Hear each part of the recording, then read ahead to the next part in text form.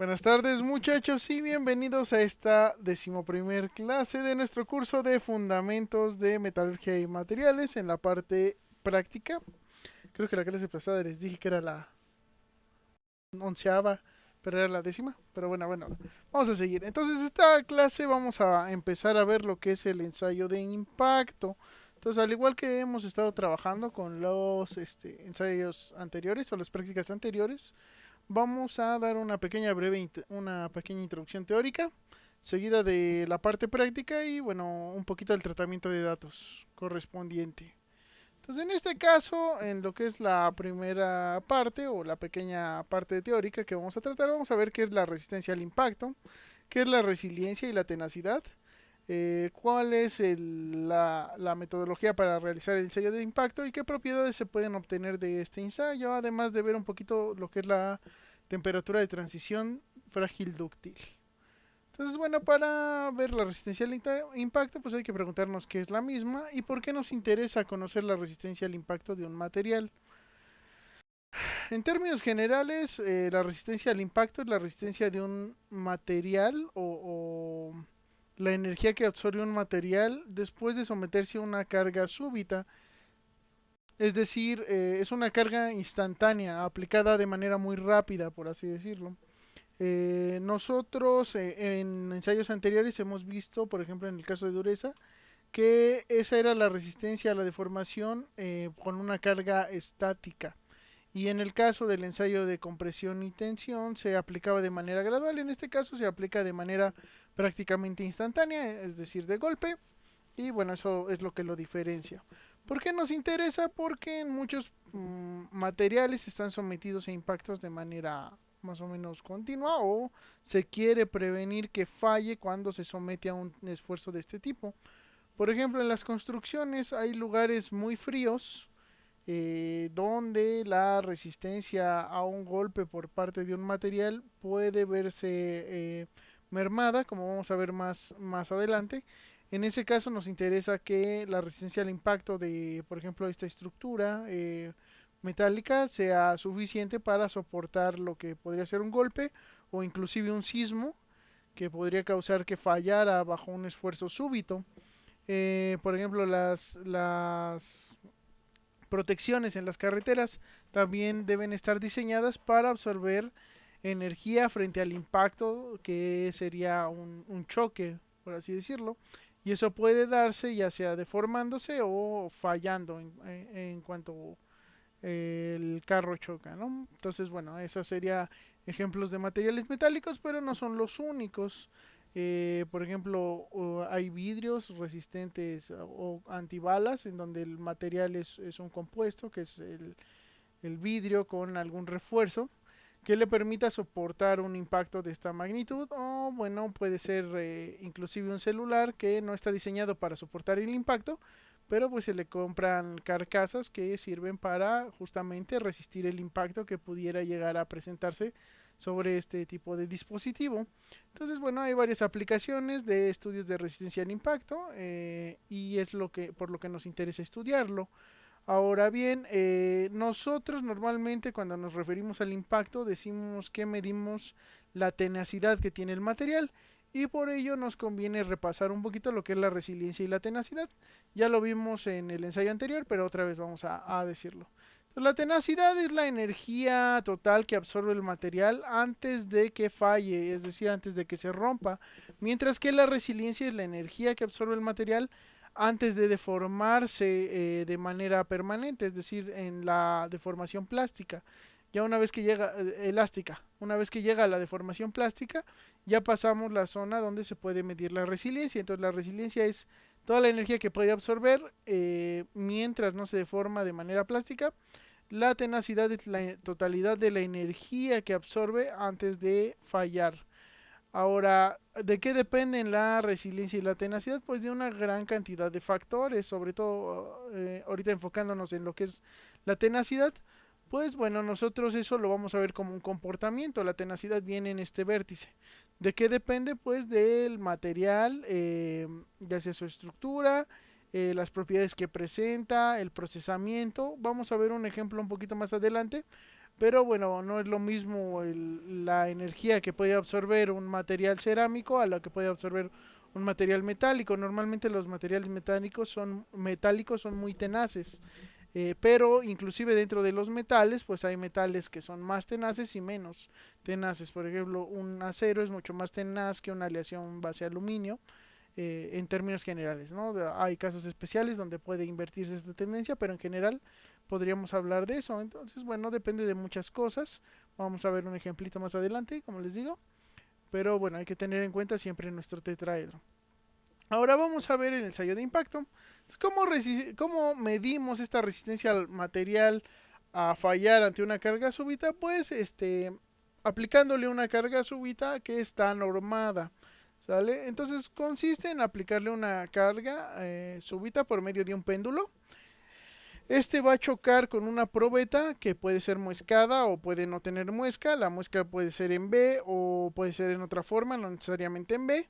Y bueno, para ello nosotros partimos de una altura conocida o inicial. Este péndulo tiene una cierta masa, como está ubicado a cierta altura, tiene determinada energía potencial, se libera, choca con la probeta falla o se deforma lo suficiente para considerar que ha fallado y el péndulo termina a una altura final. Como conocemos el cambio en energía potencial, podemos obtener lo que sería el cambio o la energía que absorbió el material, dado el impacto que recibe por parte del péndulo. Nosotros también tenemos una carátula que nos va a mostrar la energía absorbida, ¿no? Hay dos tipos de ensayo principales. Uno es el Charpy, que tiene la probeta de manera horizontal. eh, y bueno, se ubica de esta forma y el esfuerzo se aplica de esta manera. Y está el ensayo ISO, donde la probeta se coloca de manera vertical.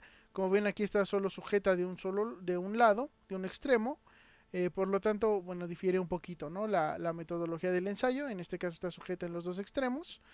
Y bueno, serían los dos ensayos principales. Ambos tienen una probeta normada, que puede, les digo, puede tener muesca o puede no presentar muesca, inclusive no necesariamente es forma en B. Pero en general, más o menos bueno, estas son las dimensiones de la norma y normalmente se va a hacer con muesca para poder controlar mejor la propagación de la fractura, ya que esta punta es un concentrador de esfuerzos y normalmente la probeta se va a fracturar siguiendo esta línea, ¿sale? Depende de muchas cosas, del material, si tiene alguna fractura interna puede partir diferente, la temperatura de ensayo también, si no está bien centrado el golpe se va a partir no totalmente horizontal, también de qué tanto comportamiento dúctil vaya a tener, depende de muchas cosas, pero en general la muesca nos va a ayudar a que nuestra fractura sea totalmente perpendicular a lo que sería la zona donde se impacta. La norma ASTM asociada a lo que es el ensayo de impacto es la E23 y bueno, nosotros la vamos a medir en joules, si es un ensayo Charpy, o en joules por metro en el caso de hacer el ensayo ISO, que es la unidad que nos arroja la máquina de ensayo. También puede ser kilogramo fuerza por metro. En la mayoría de los casos se puede dar de esa manera, pero bueno, en joules también la puede reportar. ¿Qué propiedades obtenemos? Normalmente lo que nos va a arrojar es la máquina de impacto, va a ser la energía absorbida. Pero dependiendo de la máquina puede ser que esté calibrada para que nos dé la energía efectiva, que sería la energía que absorbió el material por sí, o puede ser que nos dé la energía perdida también, en cuyo caso, o que no la esté contemplando dentro de la medición que nos da, en cuyo caso hay que medirla. Esta energía perdida normalmente se debe al engrasamiento de este mecanismo, puede presentar cierta resistencia que se mueva y la resistencia misma del aire, ¿no? Hay una resistencia, una fricción con el aire durante el movimiento del péndulo. Entonces podemos medir esa energía perdida y restarla a la energía que nos da la máquina, que normalmente va a ser esta, para obtener la energía efectiva. Les digo, hay máquinas que están calibradas de manera que nos da directamente la energía efectiva, pero algunas veces no, entonces hay que tomar en cuenta la energía perdida. Se puede, ¿cómo decirlo?, reportar por unidad de área. en cuyo caso va a ser el área transversal, que es la longitud sería esta área, pero como tiene muesca, entonces hay que quitarle la longitud de esa muesca o la profundidad de esa muesca. Entonces sería la longitud transversal, que serían 10 por 10, pero puede reportarse como 10 por 10 menos la profundidad de la muesca. La muesca mide 2 milímetros normalmente. Entonces, bueno, la profundidad normalmente van a ser 2 milímetros, va a ser 10 por 8 normalmente el área transversal. Y bueno, ¿qué otra cosa podemos obtener del ensayo? Es la porcentaje de fractura dúctil o fractura frágil que pueda llegar a tener nuestra probeta. Aquí hay unos patrones visuales, son fotografías o bien un patrón esquemático. Una fractura frágil va a presentar una deformación muy ligera en los bordes y va a ser normalmente plana y va a ser brillante, ¿sale? Entonces, por ejemplo, acá se ve un poquito que es más clara que, por ejemplo, esta que es dúctil, que está totalmente deformada lo que es la probeta y, bueno, se ve más opaca. Entonces, bueno, esa es la idea de que podamos evaluar también ese porcentaje de fractura. Si ven, la muesca permanece indeformada, aquí se ve muy poquitito, por ello no podemos analizar esa parte, pero el resto sí alcanzamos a ver que hay probetas que no presentan ninguna deformación y conforme va siendo más dúctil el material, la probeta muestra más deformación. Eso es viéndolo de frente. Eh, y bueno, finalmente a nosotros normalmente nos interesa para obtener la temperatura de transición frágil dúctil o dúctil frágil. Lo pueden encontrar de las dos maneras. Y bueno, la temperatura de transición es cuando un material deja de tener un comportamiento frágil para comenzar a ser dúctil, o bueno, lo pueden ver como cuando deja de ser dúctil para ser frágil. Y esto es tanto en lo que es la energía absorbida, que si vemos esta gráfica que es la resistencia al impacto ISOT, con respecto a la temperatura, vemos que hay una zona en donde tenemos una pendiente prácticamente lineal. Entonces, a la mitad de ese cambio entre este comportamiento y este comportamiento, podemos decir que el material tiene esa temperatura de transición. Entonces, se puede ver así o se puede analizar por medio de la fractura. Entonces, cuando tenemos un 50% de fractura dúctil, fractura frágil, podríamos decir que tenemos tendríamos ese comportamiento, ¿no? Esa diferencia entre fractura, esa temperatura de transición. Eso es cuando evaluamos la energía absorbida o la fractura con respecto a la temperatura, ¿no? ¿Por qué nos interesa? Porque hay una gran variedad de procesos donde el material se somete a esfuerzos súbitos a diferentes temperaturas, o bien en procesos de conformado mecánico se puede trabajar en frío o se puede trabajar en caliente, dependiendo de cómo queremos que se comporte el material y qué queremos obtener de dicho proceso.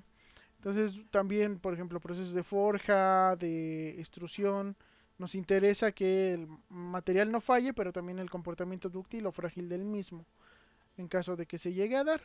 Ahora bien, les dije que íbamos a ver un ejemplo de cómo afecta el tratamiento químico y la composición, esa parte de lo que es la resistencia al impacto. Entonces aquí tenemos dos aceros, uno está con un tratamiento termomecánico, un tratamiento para endurecerlo, y otro es un acero microaliado que va a tener elementos en bajas concentraciones que le van a dar determinadas propiedades.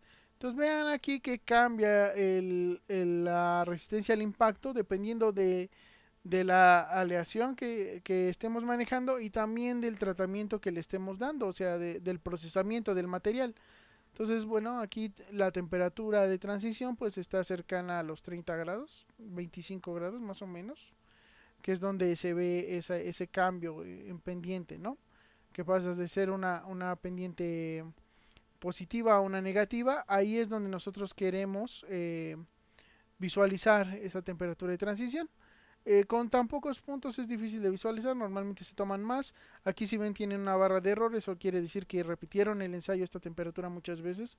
A nosotros normalmente nos cuesta trabajo repetirlo porque el material es limitado, entonces solo lo tomamos como una vez en cada temperatura, ¿sale? Y bueno, estos por ejemplo son resultados del mismo laboratorio, eh, donde parte de la práctica es medir eso, el porcentaje de fractura dúctil frágil. Entonces, inclusive en la fractura se empieza a ver, o la deformación de la probeta también, cuando es más dúctil y cuando es más frágil. Aquí, por ejemplo, a 140 hubo un error debido a que estaba mal posicionada la probeta, entonces ahí hay que tener cuidado. Pero bueno, sí se alcanza a ver cómo conforme pasa la temperatura, como se incrementa la temperatura, la zona frágil de la fractura se va reduciendo significativamente, ¿sale? Bueno, vamos a terminar viendo un poco de bibliografía. Estos son algunos artículos relacionados al ensayo. Les interesaría, yo creo, sobre todo estos que hablan de la transición dúctil frágil. Ujú. O bueno, este último también trata de eso mismo, ¿sale? Y bueno, siempre está el libro de cabecera de esta asignatura, que es el Askeland, que es como mi primer libro para metalurgia o para ciencia e ingeniería de materiales. Y las normas HTM relacionadas. Está la E6, que en este caso, en el caso específico de impacto, no viene tanta terminología relacionada, pero bueno, alguna viene. Y la norma E23, que se trata justamente eso del método estándar de prueba para las ensayos de impacto con probetas muescadas. ¿Vale? Les digo, no necesariamente tiene que ser en B, como la que estamos trabajando, que si ven aquí se ve la mosquita. Eh, Puede ser otro tipo de probeta, ¿no? Inclusive sin muesca, hay alguna norma. Entonces, bueno, eso sería todo por esta clase. Nos vemos la siguiente, muchachos.